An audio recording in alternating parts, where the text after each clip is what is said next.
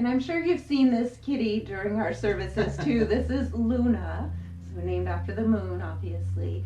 And for the lander. Yes, I call her Luna Lander all the time. So.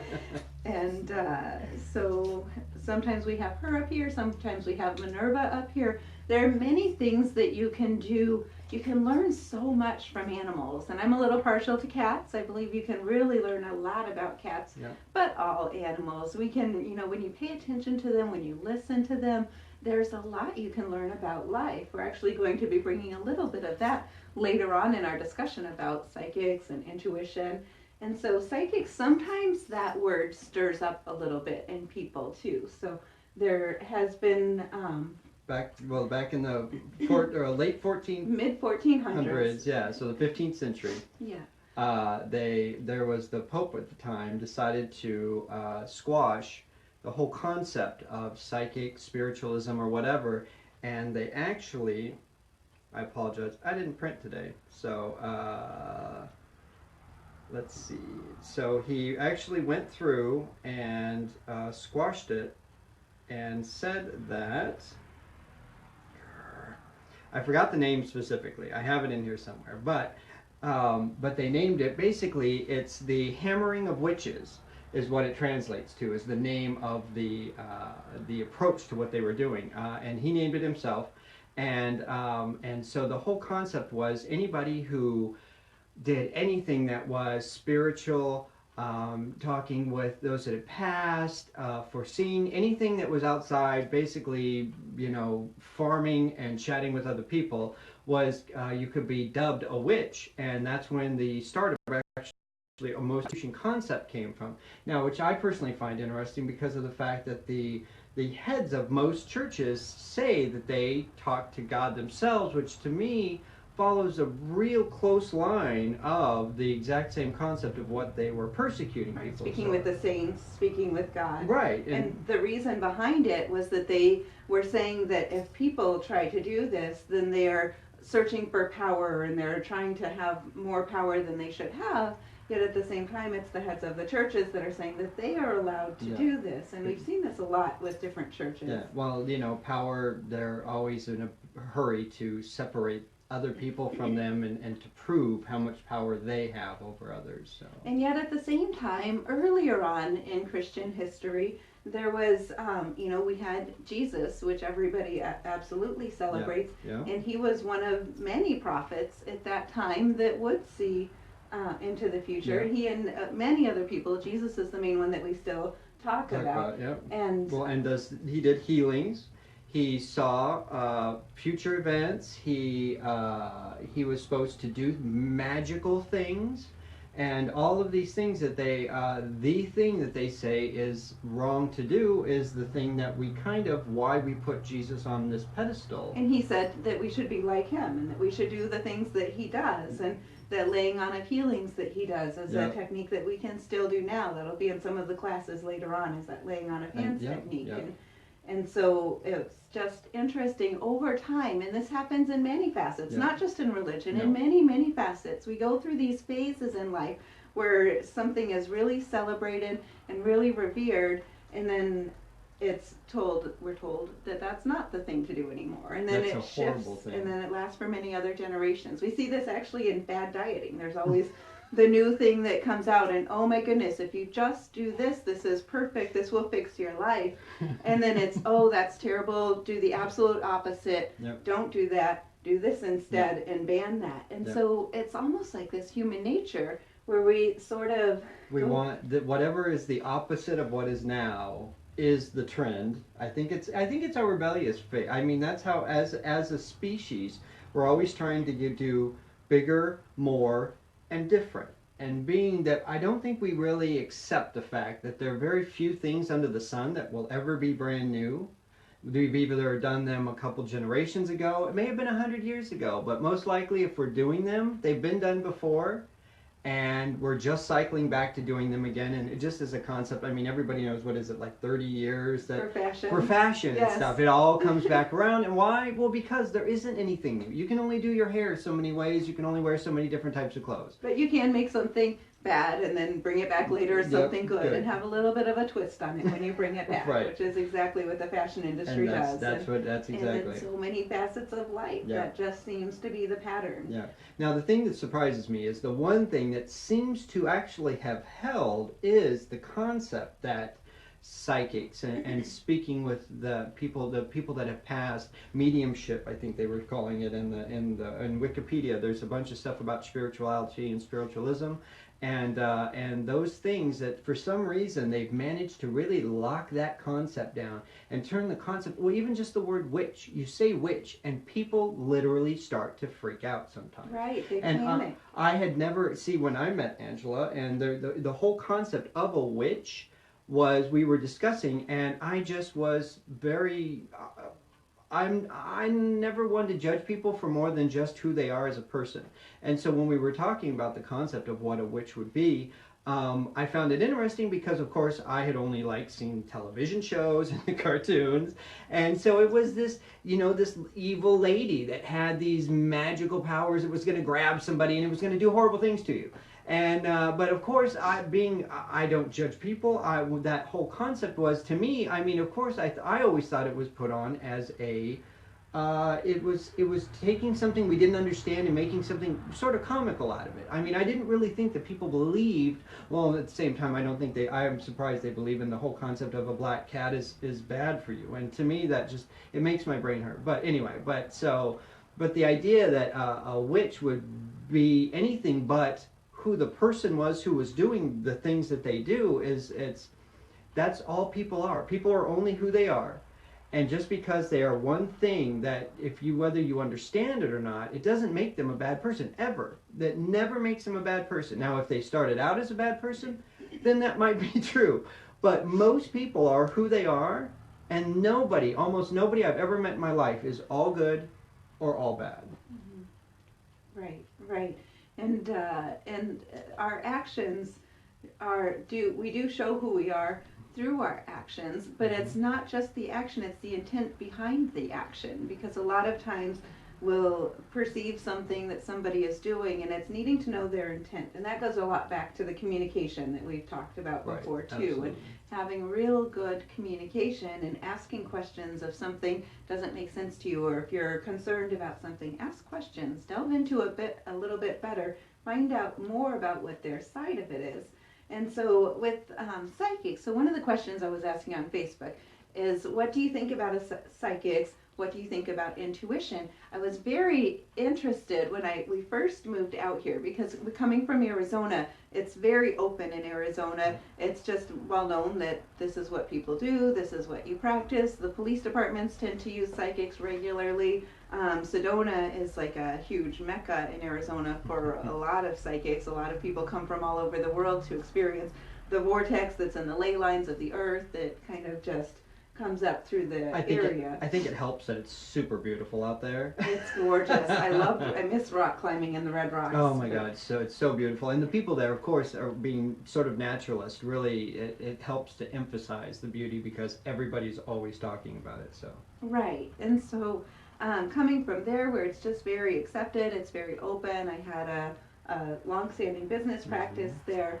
and then coming out here, it was really interesting. In one of the groups that I was volunteering in, I had mentioned something to a girl about being psychic, and she immediately corrected me, and she said, "Oh, no. She said, you don't mean you're psychic, you're a nice person. You mean you have a woman's intuition."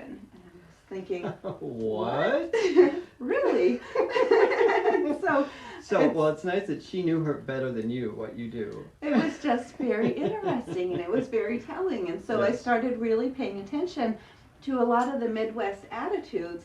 And when we first came out here, there seemed to be a little bit more fear, a little bit more apprehension in a lot of people. And it seems like just over the last maybe 3 years, it's really spreading, it's really opening. People are starting to understand that this is just a natural way of being. This is a latent ability within all of us. A lot of people assume that psychics have a special gift and they were born with this gift, and they're the only ones that are the prophets and they can, foretell things. Yet, honestly, it's in every single person. There's a latent ability within everybody, and it's about tapping into that. Now, there are some people that it does come a bit more naturally Yep. for. JJ reminds me of this a lot. A lot. Because I'm a big advocate of letting everybody know that you can develop your own intuition. And so, one of the comments we had on Facebook that I really liked was somebody said that they think the difference is that the intuition is something that everybody has, which is absolutely true. And he said that he thinks psychics have basically perfected that ability. And so that really refined it, exactly. And what I was going to say is I don't know that I would say perfected for myself, because even as a psychic, we're always trying to grow. We're always redefining that ability. We're always working with it and respecting and doing better. Right. So I don't know if there's ever really a moment of perfection with it, but absolutely that comment, it really says it quite well, I think, because everybody has the gift of intuition. And a lot of people will talk about a woman's intuition or a mother's intuition, but men have it too. Absolutely. And so...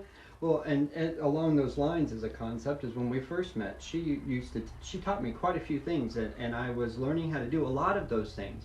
And then while doing that, I found, I mean, there's a lot, you have to do a lot of work, and it really has to become a real, it doesn't have to, but it works out best if you really focus on it, and it becomes sort of part of your way of life, just like anything else, that if you take it on, that's something that's that life altering, then it needs to become part of your life. And it really, at the time, personally, I wasn't actually ready for that. And I decided that that's something I'd stepped away from, and decided that, you know what, that's something that she does, and she's very good at it. But it's something that I kind of liked being the other side, the grounding, the more scientific, and the more just, lack of a better word, I guess, pragmatic sort of a concept. And so I actually personally had started to dive into it, and decided that it wasn't my personal way of doing. But in that, it shows that, I mean, I really truly believe that she was right, that just about everybody on the planet can probably do this. Now, some more than others have that. Well, just like anything else. I mean, some of us are better at math, some of us are stronger, some of us are, there's all of these things. We, as humans, we have specific things that we are wired for better than some other people, and less than others. But there's certain things that some of us are better at doing these things specifically. And I think it's one of those, I think it is more rare than, let's say, people that are better than math or English. There's a separation, it's kind of 50-50, where this is something that there's a less of a population that have such a connection, but there's still a huge amount, and everybody has it, at least to some degree. So yeah, and grounding, like he mentioned, is very important. If you're working on your gifts, make sure that you stay really grounded. Meditation helps a lot with this, and really meditating where you're focused on connecting to the earth. The earth, Mum Gaia, really has this ability to keep us grounded. We're here in an earthly body for a reason, and so it helps keep us connected to our roots, which is currently here right on this planet. And so meditation is very good. Just doing things to really stay present after you tune in psychically, or you really work on increasing that intuition. Sometimes you can go over when you're done and touch the faucet on your kitchen sink. If it's a metal faucet, run water under your hands and hold on to that faucet, and that just kind of grounds you back into the earth as well.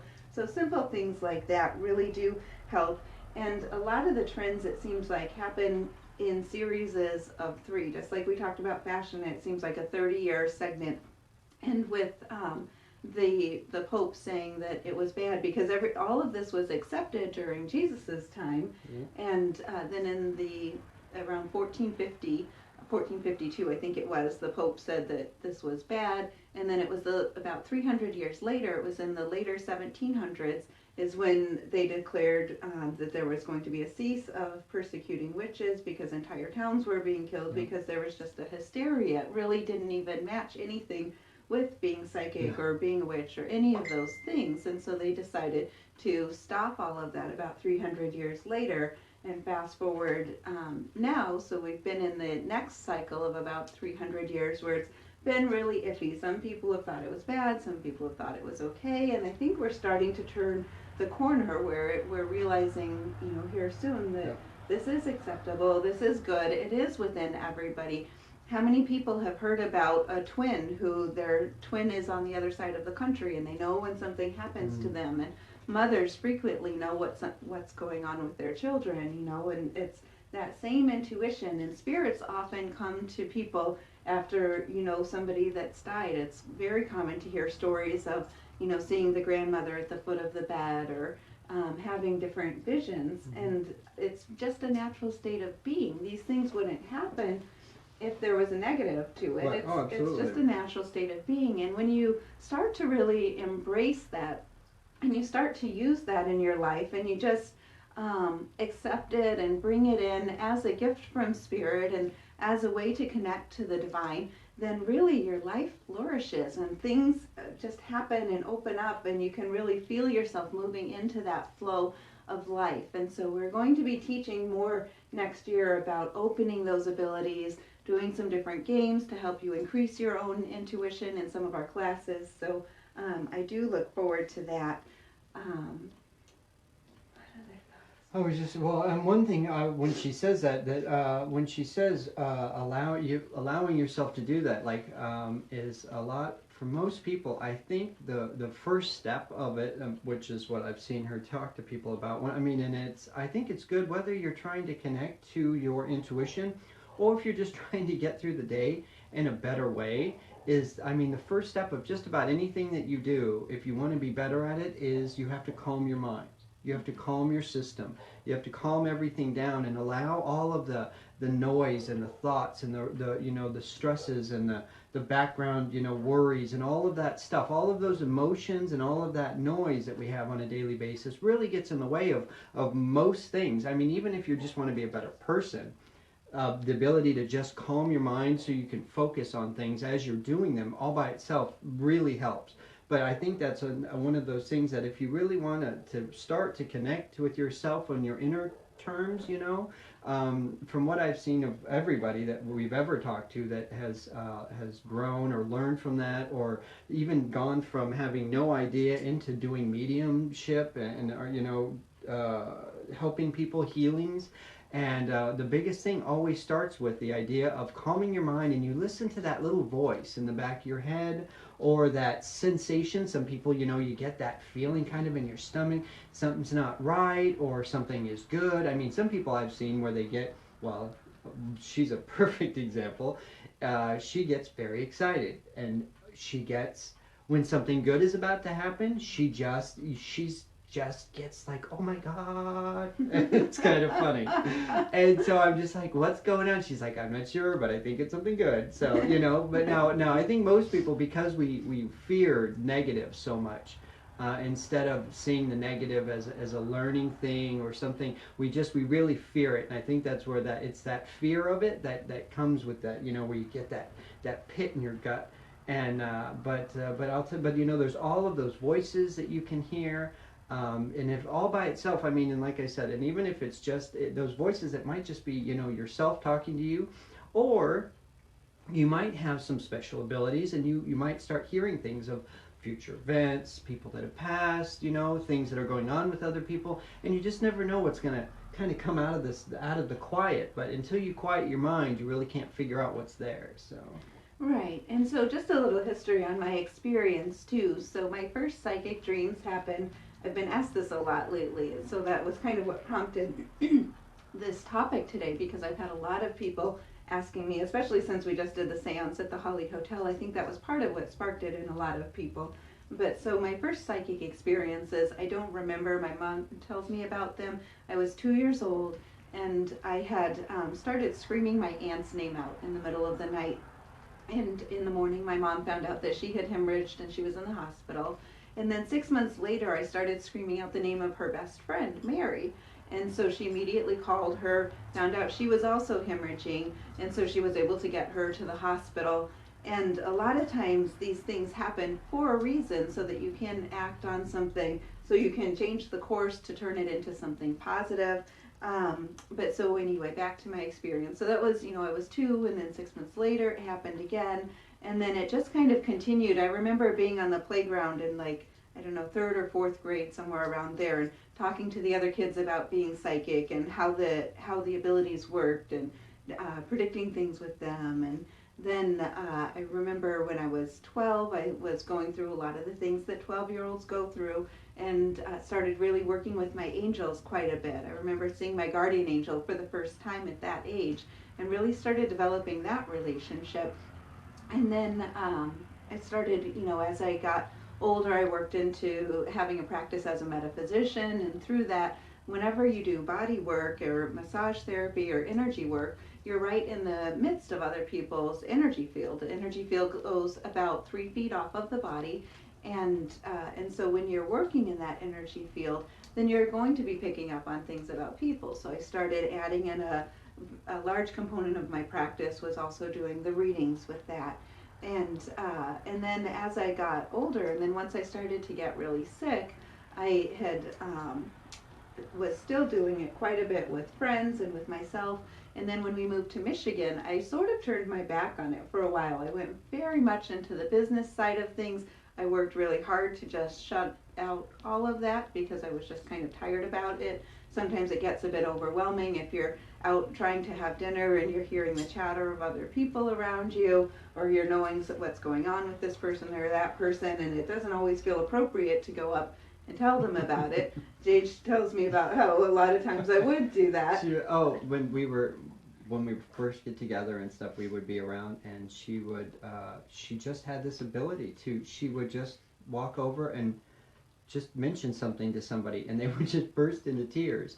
And it always was, usually you could tell it was a relief or a good cry, but at the same time I used to just say, why do you always make everybody cry all the time, man? It just seemed very kind of intense. So anyway, they were good tears, but you do have to give a message sometimes if you're feeling it. Then, and the same thing with your friends. A lot of people, if you aren't feeling like you're psychic, but you just have those intuitive feelings, it's important to let people know that, but let them know in a positive way, because we don't get these impressions just to tell us that something negative is happening or that you have to watch out for something. It's so that we can plan our events accordingly. So if you hear something and you feel something intuitively and it feels like it's a negative, then you're getting that intuition so that you can change the course of events, so that you can move your life in a positive direction. We all have free will. We all have a myriad of choices that we can make in life. And so I would work with this a lot with clients too. If they're on a certain path, then it's all about knowing what all the options are so that you can go on the path that you want to be on. Mm-hmm. And so that's really a big part of why this happens.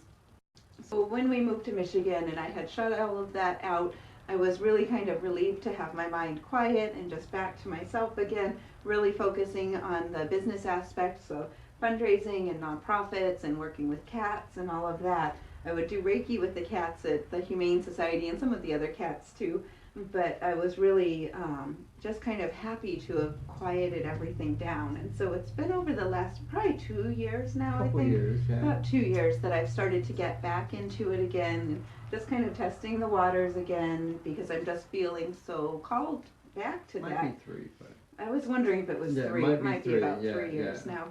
But so it's really important to follow what you feel in your heart, and to know that it's important to be grounded too, and to know that this is just a very natural thing. It just happens with all of us. We're all very intuitive.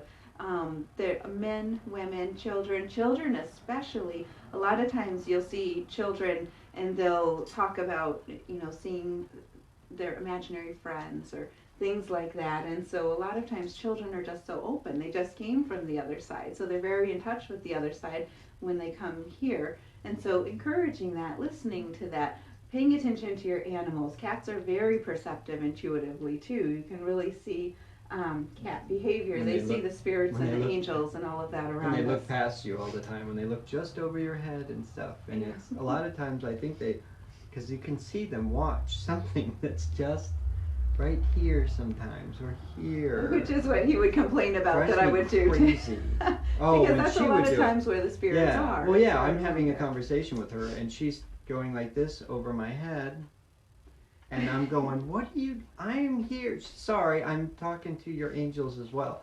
Don't do that. I'm talking to you. So I'm looking forward to talking more about angels next week too. Angels are just amazing. They are everywhere around us. They're not the little cherubs that you've heard about or seen it pictured in murals and all of that. That's not what the angels are. I'm sorry. They're amazing beings, and they are really excited about helping us in our life. They each have their own personality. There are many different levels in the hierarchy of angels, and they are able to help you with many things. I'm not going to give away too much right now, but I am telling you it's probably not the standard vision that you thought about. And so if you're looking for working more with powerful angels that are really here to help you, then definitely tune in next week for that as well. And then coming the first of the year, we've been chatting about, since everybody's making New Year's resolutions and stuff at the beginning of the year, they're trying to really give their life focus and better all of that. And so I think we're going to really lock down some things for people to focus on and do more on a daily basis, more on on a life scale to really give your life a peace and some focus, maybe a little bit of enlightenment, and if you are so inclined, maybe some things that do to help your intuition, grow your intuition, grow your natural affinities for the things that are out there that are above the things we can see and touch and taste and smell that we're used to. And find a little bit more of a world that's a little beyond what you're used to dealing with on a daily basis. So, yeah, yes. Upcoming should be very fun. Yes, we're looking forward to that. Next week is Angels. The 18th is Yule. Christmas Day will be at our house. So if you're interested in some cocoa and cookies, then we'll invite you over for just a brief service and just talking about a few things that day. Yeah, for Christmas. We'll be broadcasting live from our house as well. So I do Christmas, so there's the whole Christmas thing at our house, so just FYI. Yes, I do Yule. He does Christmas. It works out beautifully. I love so much about Christmas. This is my favorite time of the year. I do Christmas because I like Christmas. Is that wrong? I don't know, but it's true. I'm not really big on what it stands for as a religious concept. I really am kind of for it because it's Christmas, and I love being with people and enjoying their company and all of the decorations and the fun that goes with it and just the sense and the spirit. When they say the spirit of Christmas, that's what I get. Yes, the love, the joy, the happiness. Everybody's getting together. We have all the holiday parties. It's such a wonderful time of year. It's a really magical time of year. And yes, it's a time as we get closer in towards winter that we start turning in. So it's almost like we've been doing all of the summer things. We've been also busy, and then we came into the harvest season where we're seeing the fruits of our labor. We're seeing the work that we've been doing start sort of paying off and coming in and taking in those rewards. And then now we're gathering up our family and gathering up our friends and cherishing those relationships and celebrating with people and remembering the love and the joy and the hope and the peace and that whole spirit of the Christmas season. And then as we close the Christmas season, then we move in towards winter where we're kind of tucking into our houses a bit more, and we're planning and we're thinking of our goals and we're going inside, which is another great time to really focus on intuition and really working on whatever it is you want to bring into your life. Yeah. It's a great time of year. Very much. Any final thoughts? So are we going to be doing our meditation here, or are we going to take them back to... Oh, okay. Yeah, we'll be doing a brief meditation here shortly. And if you are interested after the meditation, then feel free to head on over to the Nob Hill Bed and Breakfast and see the artists. It's always great this time of year, especially to support the local economy, to support people that are living among us and really have such talent. Flint has such talent. It's amazing. It is amazing. Really musical talent, art talent, so many things. Yes. So many, absolutely. It really is. It's a beautiful place to be. So. Yes, I encourage you all to shop locally during this holiday season. And with that, we will close, and I hope you join us for the meditation.